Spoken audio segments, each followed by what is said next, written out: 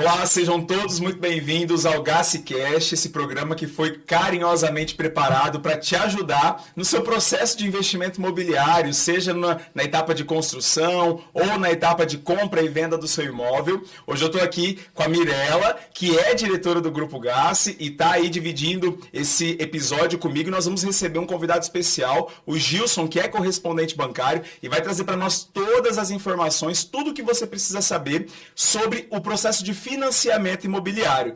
Gilson, obrigado pela sua presença aqui no nosso episódio. Tudo bem, Mirela? Como é que vão as coisas por aí? Tudo bem, graças a Deus. Muito bom. Gilson, vou pedir para você se apresentar. Conta para a gente um pouquinho sobre você, o que você faz. Olá, boa tarde. Me chamo Gilson Nobre, sou proprietário do Correspondente Nobre Crédito. Trabalho com correspondente da Caixa Econômica há 15 anos. Comecei como lotérico e hoje sou apenas correspondente, mas com uma bagagem já bastante extensa no ramo de financiamento imobiliário. Que legal, muito bem. Então, se você está aí com dúvidas, né, de como funciona um financiamento imobiliário, como esse processo acontece, fique até o final desse episódio, porque vai valer a pena, você vai sair aí com as suas dúvidas respondidas, tá? Gilson, vamos lá. Para a gente começar esse papo, eu queria entender de você o que é um financiamento imobiliário, como esse financiamento funciona, o que esse processo representa na hora de comprar ou vender um imóvel. Vinícius, quando falamos sobre financiamento habitacional, o cliente geralmente ele acha que é burocrático. E eu falo que o financiamento habitacional é o jeito mais prático da pessoa conseguir o seu imóvel num tempo curto. Porque muitas vezes a pessoa fala, vai demorar, mas não demora. O financiamento habitacional, ele é simples, desde que você tenha bons profissionais te auxiliando. Se tu tem bons profissionais te auxiliando, o processo do financiamento habitacional vai ser muito prático e rápido. Legal. E aí o financiamento, de forma mais específica, qual é a diferença dele para as outras modalidades de crédito? O que o financiamento, de fato, ele proporciona para o cliente? Quando falamos em financiamento habitacional, muitas pessoas falam sobre o consórcio. Existe o consórcio para você fazer adquirir teu imóvel? Tem essa possibilidade. Porém, quando tu procura um imóvel, tu já vai querer uma coisa de imediato. Então, existe várias modalidades, sim. Não é só Minha Casa Minha Vida, como muitos falam, acham que financiamento habitacional é Minha Casa Minha Vida, ou que a Caixa Econômica financia só Minha Casa Minha Vida. Não, tem outras modalidades. Sobre valor de imóveis que se enquadra na modalidade SBPE, por exemplo, diferente do Minha Casa Minha Vida, ele vai depender do valor da renda, da capacidade do cliente para ele financiar um imóvel de um alto valor, alto padrão. Legal. Então, basicamente, o financiamento ele é a concessão de um crédito que viabiliza a compra de um imóvel, correto? Correto. Você mencionou aí Minha Casa Minha Vida, SBP, né? SBPE. Quais são os tipos de financiamento que um cliente vai encontrar junto à Caixa ou outras instituições financeiras? Isso vai depender muito da capacidade de pagamento dele. Tem clientes que vai se enquadrar no programa Minha Casa Minha Vida, que tem tetos, né, de valores, até R$350 mil hoje. Então, esse vai se enquadrar no Minha Casa Minha Vida. Lógico que existem regras para ele poder se enquadrar nessa modalidade. E depois disso vai ser o SBPE, que aí não tem teto do valor do imóvel.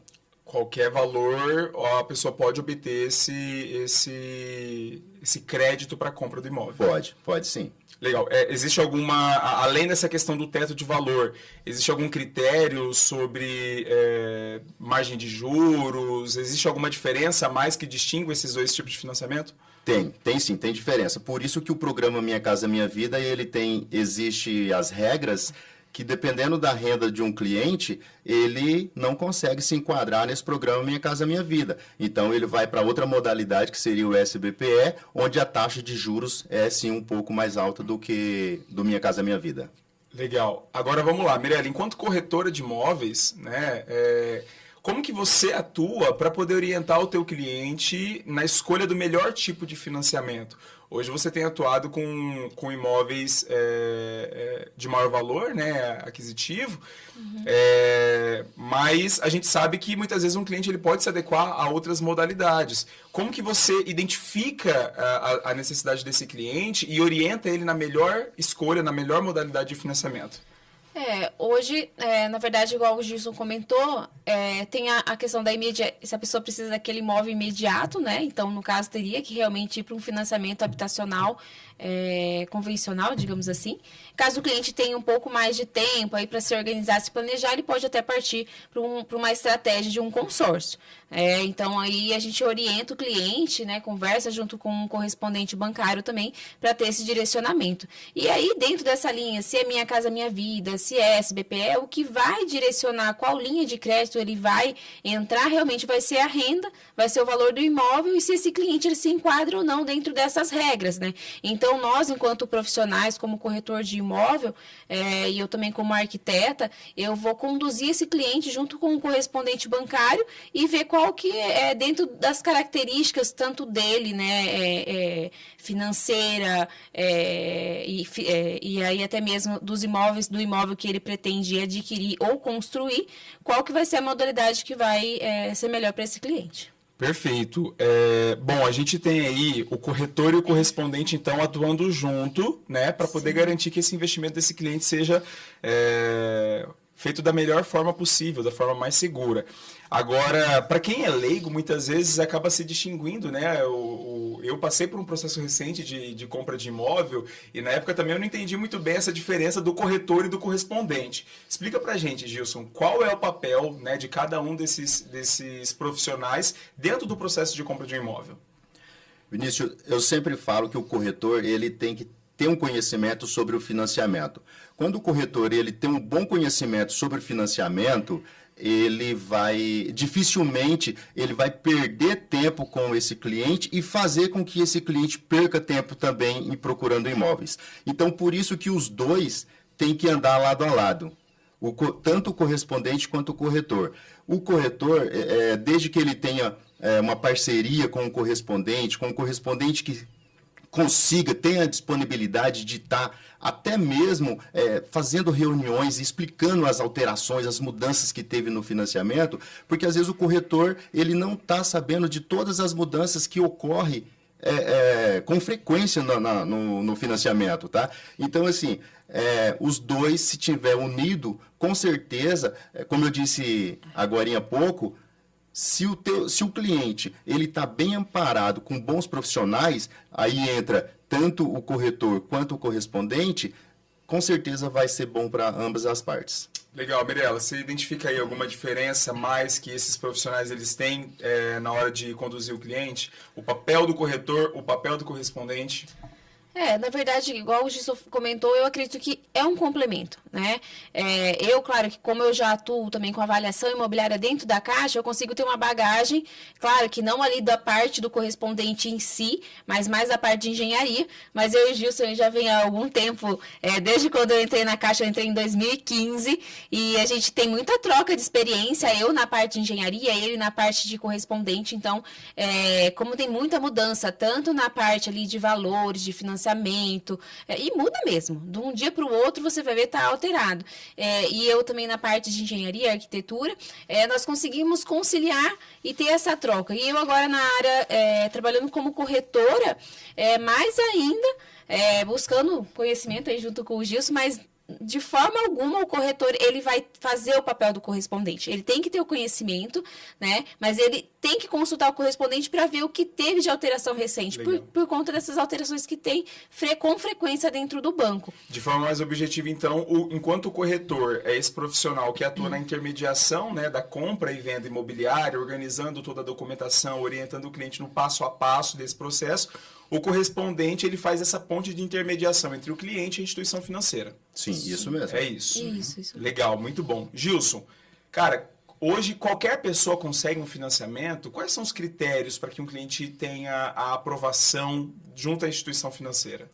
É interessante essa pergunta, Vinícius, porque tem muitas pessoas que às vezes chega lá em nós e fala assim, mas eu não consigo fazer um financiamento. Tá, mas por que tu não consegue fazer um financiamento?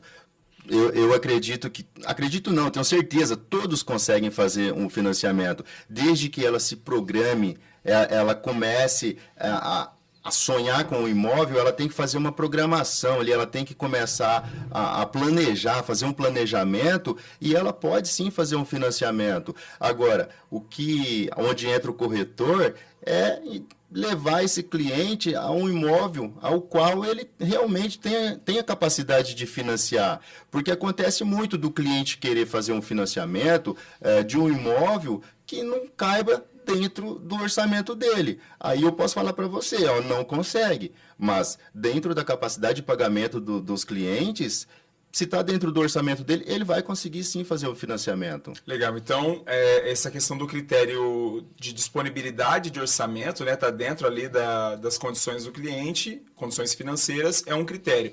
Existem outras coisas também, por exemplo, tá com o nome limpo, tá com as contas em dia, tem um histórico também de adimplência, né, no mercado. Como isso impacta esse processo de avaliação junto à instituição?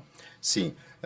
Primeiro critério, né, o cliente não pode ter uma restrição no CPF dele. Se ele está com restrição, ele tem que cuidar daquilo lá, tem que tirar isso. O CPF dele não pode ter nenhuma restrição. O interessante, não deixar para abrir uma conta corrente na Caixa Econômica depois que procurou o imóvel já, nos procura antes, a gente pode fazer a abertura da conta corrente dele, porque é um critério que o cliente precisa ter conta corrente na Caixa. Depois dele ter essa conta corrente, faz a portabilidade de salário, começa a ter um relacionamento com o banco. Ele tendo um relacionamento com o banco, o nome estando ali sem restrição, não ter outros financiamentos que prejudiquem na capacidade de pagamento dele, com certeza vai ser um cliente que vai ter o financiamento dele aprovado. Que legal. Então, assim, isso destaca para a gente, né, a importância desse planejamento. Não é da noite para o dia que você obtém um financiamento, né? Hoje é difícil você encontrar alguém que não tenha a conta em algum banco.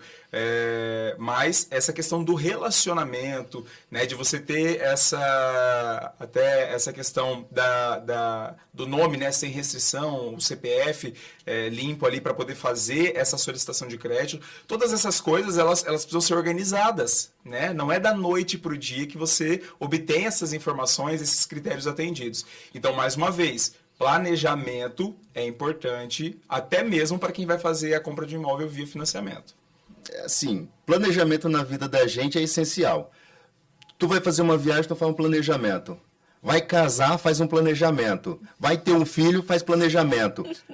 Para tu adquirir um imóvel, precisa fazer um planejamento. Tem que planejar. E aí tu vai conseguir realizar esse sonho do imóvel próprio. Muito bom. Mirela, e aí nesse processo de planejamento com esse cliente, né? O cliente te procurou, ele quer comprar um imóvel, mas você já identificou que existem algumas coisas ali que talvez não vai atender imediatamente.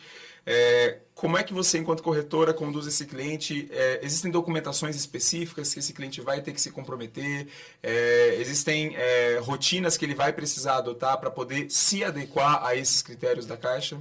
Sim, primeira coisa, antes dele olhar o imóvel, antes dele realizar o projeto de arquitetura, né, esse cliente ele precisa sim buscar o correspondente bancário e fazer uma análise de crédito. Então, ele fazendo essa análise de crédito, nós sabemos, eu tenho um valor X para ser financiado, seja para adquirir um imóvel pronto ou para construção, tá? E aí, tendo isso, eu já sei que eu tenho lá 1 milhão aprovado para eu comprar um imóvel ou, no caso, para construir. E então, esse cliente vai ser direcionado para imóveis dentro dessa faixa de compra ou até mesmo o projeto vai ser direcionado para realizar um projeto de arquitetura dentro dessa faixa de valor que a gente tem uma estimativa ali e conduz o projeto dessa forma, tá? Então, o primeiro passo é esse, é o cliente saber qual que é o valor que ele tem aprovado de crédito dentro do banco.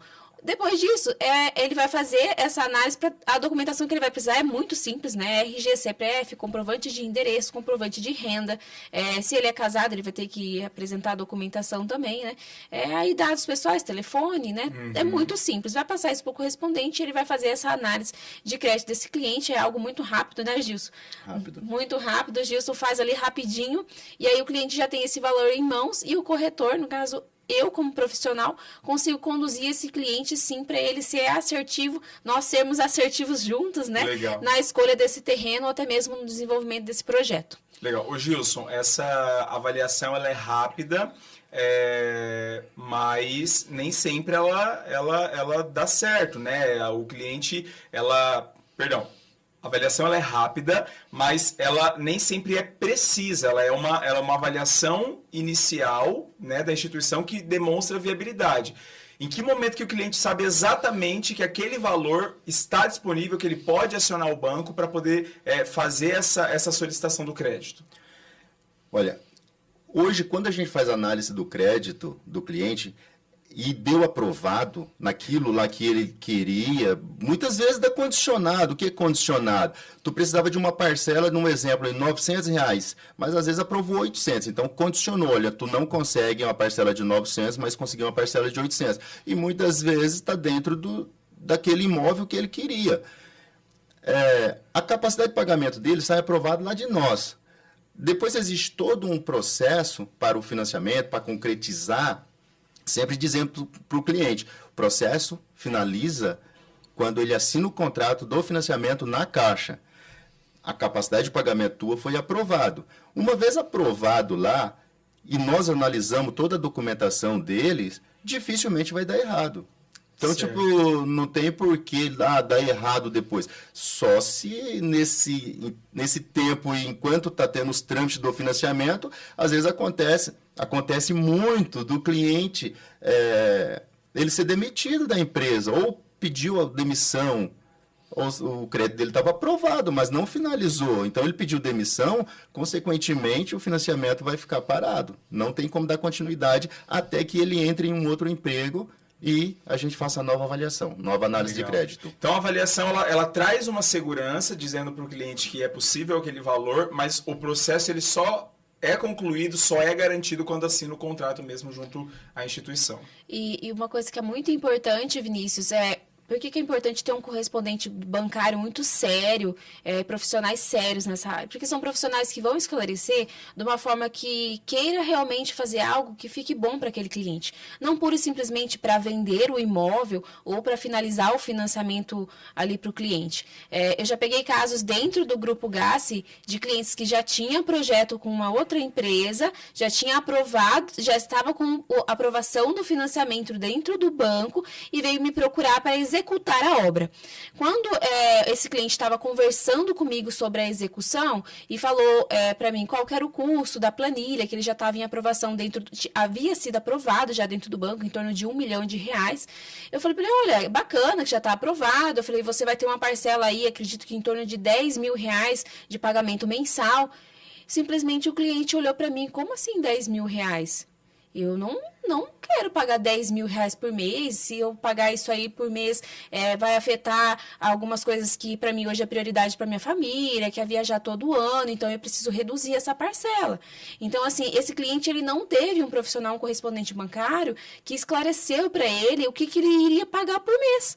E esse cliente já estava com financiamento para ser aprovado, ele ia assinar um contrato e ele ia ver isso depois, ou até na assinatura do contrato. O que aconteceu? Ele teve que refazer o projeto de arquitetura, o projeto já estava aprovado na prefeitura, ele já estava fazendo arquitetura de interiores com outro profissional, então ele teve que refazer o projeto arquitetônico, reaprovar na prefeitura, da entrada o projeto de interior foi todo modificado, ele teve que voltar no correspondente, alterar todo o financiamento, porque ele não queria, aquele valor para ele era muito alto. Então, olha a informação, né, a falta de ter um profissional, um correspondente sério, que passa a informação para esse cliente, Sim. fez com que esse cliente tivesse um transtorno, que eu ali numa conversa, eu acabei identificando, informando, né, passando essa informação, e ainda, né, em tempo dele corrigir. E é engraçado que é toda uma cadeia afetada, né? Desde a elaboração de um projeto do cliente lá no escritório de arquitetura até o correspondente. Então, assim, se a gente fosse realmente discriminar o passo a passo para quem quer fazer um investimento imobiliário, começa pelo correspondente, avaliando a disponibilidade de crédito. Depois você vai pensar em como a casa vai ser, aonde ela vai ser, de que maneira que você vai desenvolver esse projeto, porque a grande verdade é essa, sem o dinheiro a coisa não acontece. Sim. né? E muitas vezes esse cliente também, como a gente está falando em projeto, vamos falar em aquisição de terreno e construção. Existe uma pessoa que estava vendendo aquele terreno que também já está sonhando que ele vai receber esse terreno devido a esse projeto que ele está fazendo.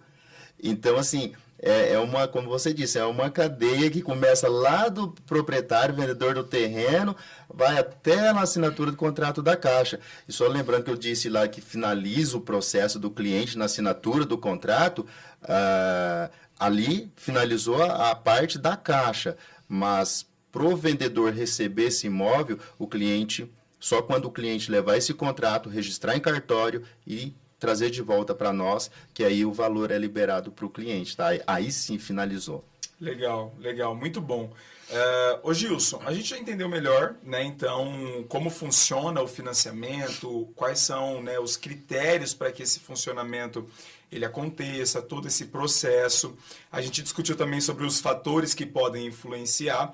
Eu queria que você comentasse um pouco mais agora quais são as principais dúvidas, né, que você recebe lá no seu escritório a respeito do financiamento. O que as pessoas elas geralmente estão preocupadas na hora de fazer uma avaliação imobiliária? Tem várias, mas eu vou citar algumas. Por exemplo, o cliente chega com a dúvida de que, mas não financia 100%? Quer que financia 100%? Não financia. Ele financia até 80%. A Caixa financia até 80%. Para financiar os 80%, vai depender da capacidade financeira, capacidade de pagamento do cliente. Porque, às vezes, ele não tem a renda suficiente para financiar 80%. Então, consequentemente, vai diminuir a porcentagem que ele consegue de financiamento. E tem também a questão da entrada, né? Tem a questão da entrada. Uma vez que financiou 80%, a entrada dele é 20%. E conforme vai diminuindo a porcentagem de financiamento, vai aumentando a porcentagem da entrada dele. Outra dúvida também que é corriqueira é se pode parcelar o valor da entrada. Ele pode parcelar o valor da entrada quando por exemplo, ele adquiriu um terreno, ele está pagando o terreno, principalmente esses terrenos de incorporadora, que eles vendem parcelado, mas quando assina o contrato, obrigatoriamente ele precisa quitar aquela diferença, o restante, o saldo devedor do terreno. Existem até algumas construtoras que, né, vendem imóveis na planta, tal, que elas fazem esse pagamento, né, para a instituição, para garantir a disponibilização do financiamento, e esse cliente depois paga para a construtora esse valor da entrada, né? Isso. E mesmo, Vinícius, sem ser do jeito que eu falei no terreno, porque uma vez que você comprou um imóvel de uma pessoa, tem o valor da entrada. O vendedor que vai se responsabilizar. Se o vendedor quis parcelar a entrada para o cliente, ele pode, mas a responsabilidade é dele receber. Uma vez que ele assinou o contrato da Caixa, ele transferiu o imóvel para o comprador e o comprador, consequentemente, alienou esse imóvel à Caixa. Então, se o vendedor confia na pessoa, às vezes é um amigo, não, beleza, vai me pagar aí parcelado, responsabilidade do vendedor. Essa entrada ela pode também ser paga através de bens, por exemplo, outro imóvel pode entrar como uma garantia, alguma coisa dessa natureza? A entrada, Vinícius, ela é negociada com o vendedor. A Caixa ela não interfere. Se o vendedor aceita um imóvel de quem está comprando o imóvel dele como parte da entrada, tudo bem. Pode ser carro, pode ser moto, não tem problema não. O que importa para a Caixa é que o vendedor assine o contrato de financiamento, que ele está transferindo esse imóvel para outra pessoa. Legal. E as pessoas questionam muito também sobre o subsídio. Como que chega para você isso aí lá? Muito. Tem muito questionamento sobre o subsídio. O subsídio, ele é interessante assim. Tem pessoas que podem pegar um valor, até fiz uma simulação antes de eu vir para cá. Por exemplo, o subsídio total, ele pode chegar do governo federal, né? Ele pode chegar até R$ 42.212. Mas para isso, o cliente tem que seguir um critério ali para ele conseguir esse valor. Por exemplo, a renda até R$ 1.800. Aí a pessoa precisa, o cliente ele precisa ter 3 anos de registro no FGTS, ele precisa ou ser casado ou ter um dependente menor de 18 anos para ele conseguir esse valor aqui. E depende também do valor do imóvel. Então, o subsídio ele é muito variável. O subsídio ele se aplica também ao só Minha Casa Minha Vida ou a outras modalidades também? Só Minha Casa Minha Vida. Subsídio Só Minha Casa Minha Vida. Existe também, respondendo lá atrás na outra pergunta, o SBPE, tem muita gente que vai comprar um imóvel no SBPE e fala assim, mas eu não tive subsídio. Realmente, não tem subsídio. O subsídio, ele é só para o Minha Casa Minha Vida. Certo, legal. Mirela, a gente sabe que durante todo esse processo, um dos elementos mais importantes, né, da transação imobiliária é a avaliação desse imóvel. Eu estou aqui com o teu currículo, você é avaliadora da Caixa, né, há 4 anos, já avaliou aí mais de 2.000 imóveis, né, emitiu mais de 2.000 laudos para a Caixa. E eu queria que você comentasse um pouquinho com o pessoal a importância dessa etapa, né, de avaliar um imóvel, qual que é o impacto de uma avaliação dentro do processo de financiamento, quem ela beneficia. Eu trabalho com avaliação de imóveis para a Caixa há 9 anos. Legal. Há 9 anos eu estou aí atuando, avaliando, né, e vistoriando imóveis, imóveis financiados. E qual que é a importância de você ter a avaliação de imóveis? É uma segurança tanto para quem está comprando, né, de que aquele bem realmente tem aquele valor. Então, a avaliação que o banco faz posteriormente, ou até mesmo um profissional da área, ele vai passar essa segurança, essa confiança, e para o banco também é uma garantia. Então, por que o banco contrata um arquiteto, um engenheiro, para avaliar o imóvel? É justamente para ter essa segurança de que o imóvel que ela está tendo alienado ali, porque enquanto o cliente está pagando o financiamento, o bem fica alienado ao banco, né? No caso, a Caixa Econômica, ou qualquer outro banco, no caso, quando tem algum tipo de financiamento habitacional. Então, é uma garantia que o banco quer. O banco quer ter uma garantia de que se ele precisar retomar esse imóvel realmente tem esse valor. E para o cliente que está comprando, é uma garantia de que realmente ele está adquirindo algo que tem aquele valor. Então, a avaliação ela vem aí para assegurar ambas as partes. Tanto... E que esteja também nas condições, né, que esse cliente ele está buscando esse imóvel, né? Sim, E se você conseguir ter uma avaliação prévia, você já consegue ter essa antecedência para o cliente já ter uma noção de que esse imóvel realmente vai enquadrar dentro dessa faixa que ele busca.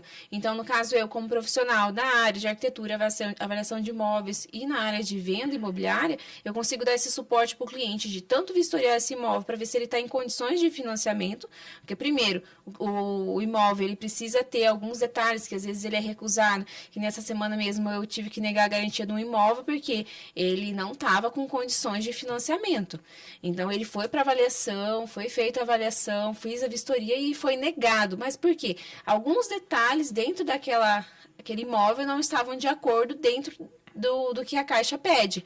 Então, o imóvel é negado em relação a isso. Quando você tem um profissional que entende sobre isso, ele vai lá vistoriar esse imóvel, vai verificar tanto fisicamente como ele está, não é só o valor, né? Mas também essa vistoria das condições físicas desse imóvel e também da avaliação da parte documental.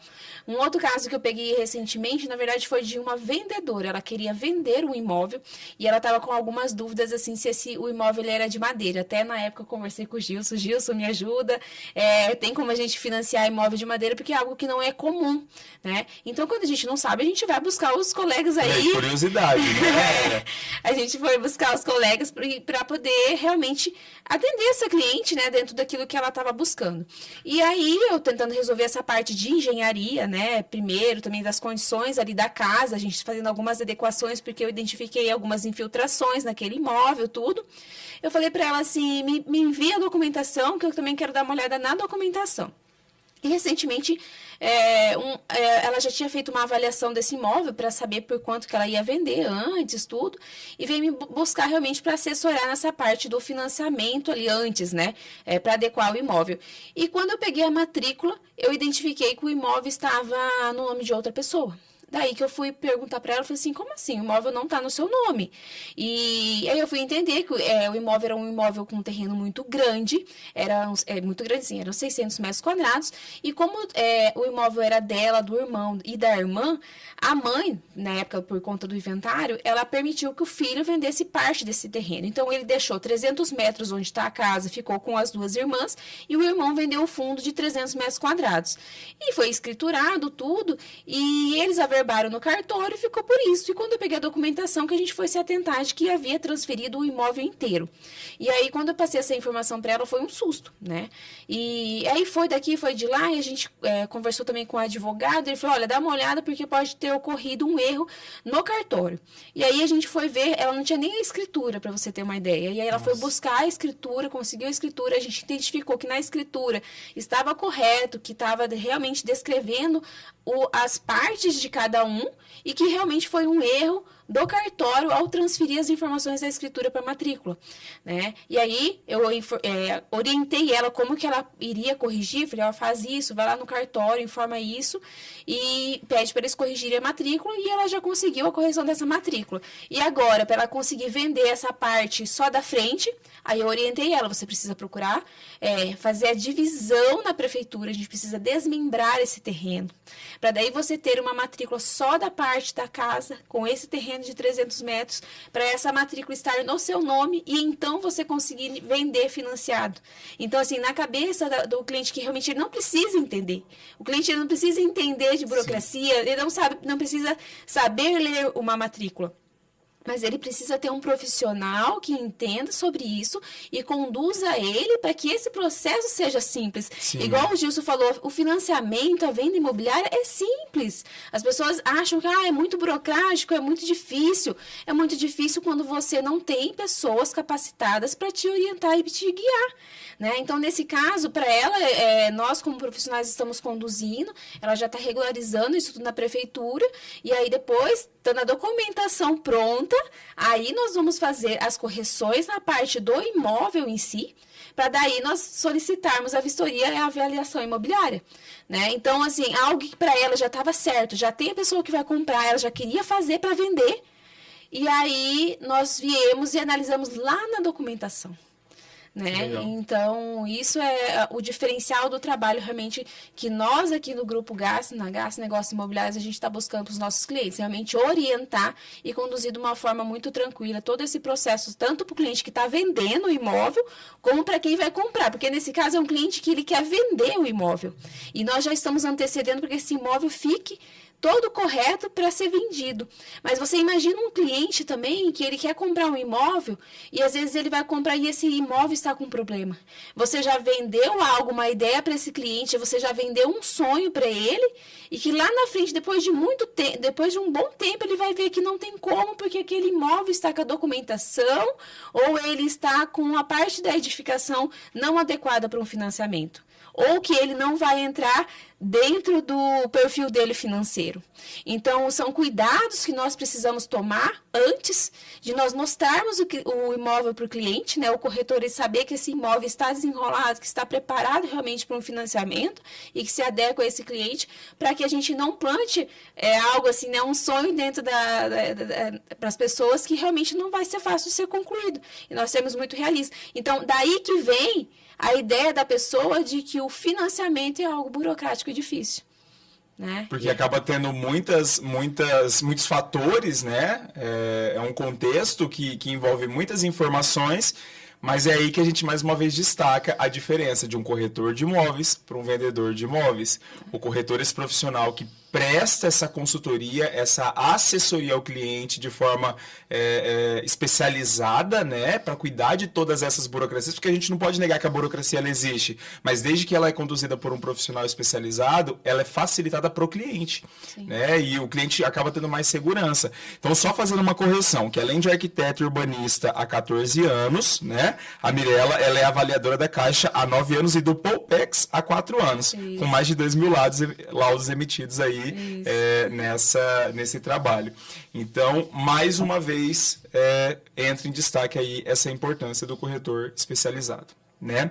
Gilson, bom, para a gente já caminhar aí pro encerramento do nosso episódio de hoje, eu queria que você deixasse para o pessoal aí uma mensagem que possa orientar, né, de forma mais conclusiva quem está buscando um financiamento imobiliário, quem está buscando essa disponibilidade de crédito, talvez aí demonstrando para a pessoa o segredo, qual é a receita para que a gente consiga ter êxito nesse processo.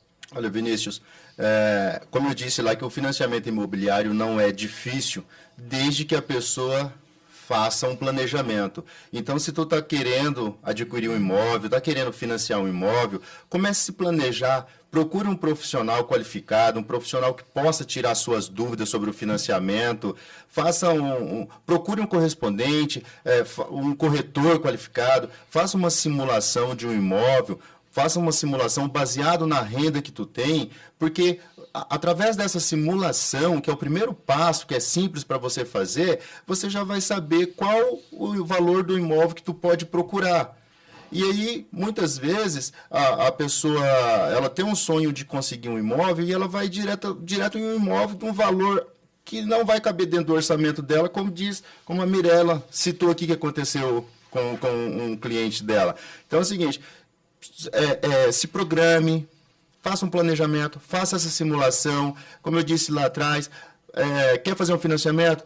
Procura a Caixa Econômica, procura o correspondente, vai lá na Nobre Crédito, vamos abrir a conta corrente, já começa a ter um relacionamento com o banco, indo lá a gente já vai explicar tudo para ele, passo a passo do financiamento, porque quando ele encontrar um imóvel, ele se programa com o valor da entrada que ele vai precisar, a gente explica as despesas que ele vai ter, porque o financiamento não é só o valor da entrada. Ele precisa ter um valor um valor que ele vai ter os custos, com avaliação do imóvel, com taxa de assinatura de contrato na Caixa. Se for um imóvel SBPE, ele vai pagar ITBI.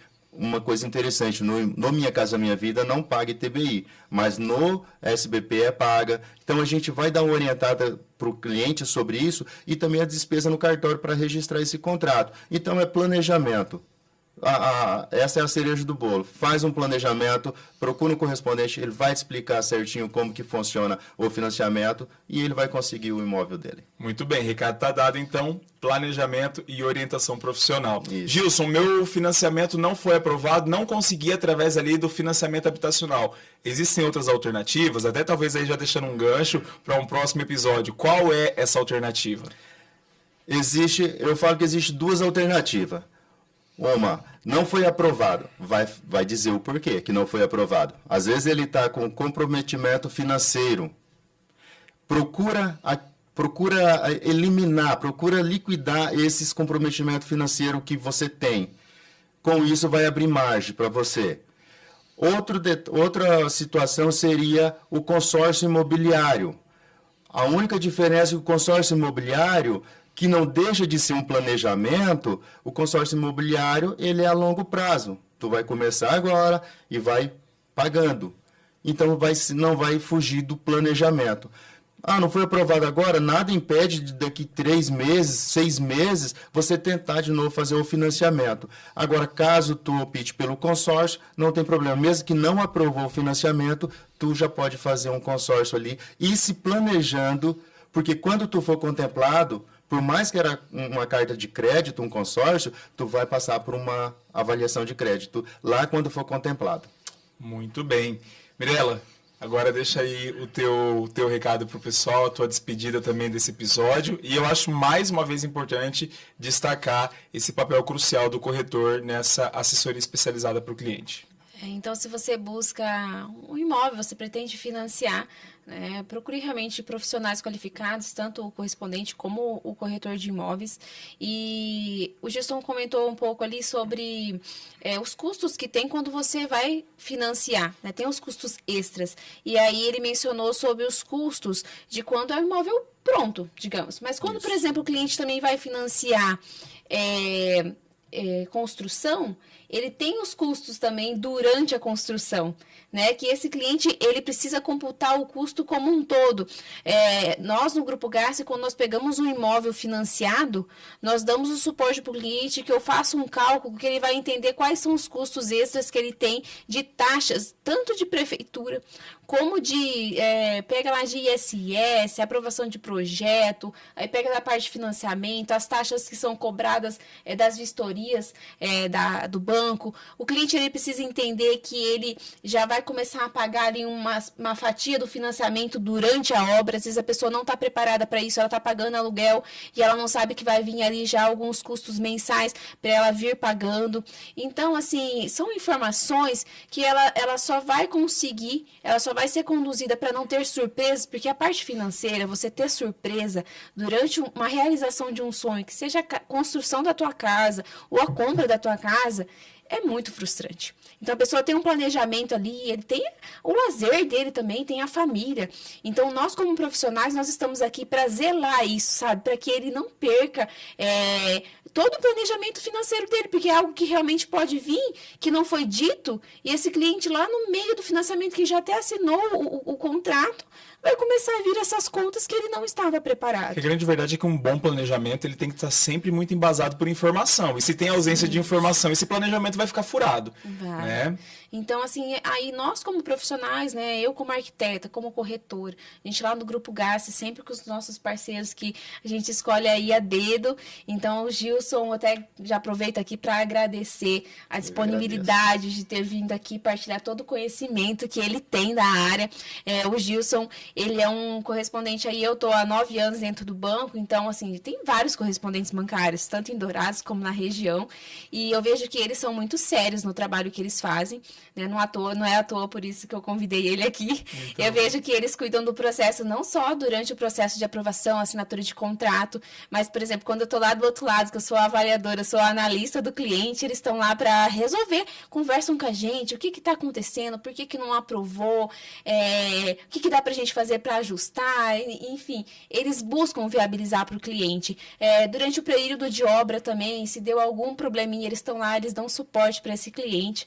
Então, assim, é um correspondente bancário que identifica com os valores que eu tenho dentro do Grupo Gassi, né, que é cuidar do cliente. Então, por isso que o Gilson está aqui, é meu convidado, né, e eu gostaria de agradecer realmente a sua disponibilidade e a parceria que a gente tem, e falar para vocês, né, continuarem acompanhando o nosso canal, acompanhar as nossas redes sociais, tem muito conteúdo bacana para vir aí, e eu quero aos poucos realmente vir trazendo tudo que eu tenho de conhecimento, eu quero muito poder ajudar as pessoas dentro do que eu realmente já estudei, já vivi, toda a experiência que eu tenho, e trazer em cada episódio aí uma pessoa que eu tenho certeza que tem muito conteúdo, muita credibilidade para partilhar com todos vocês.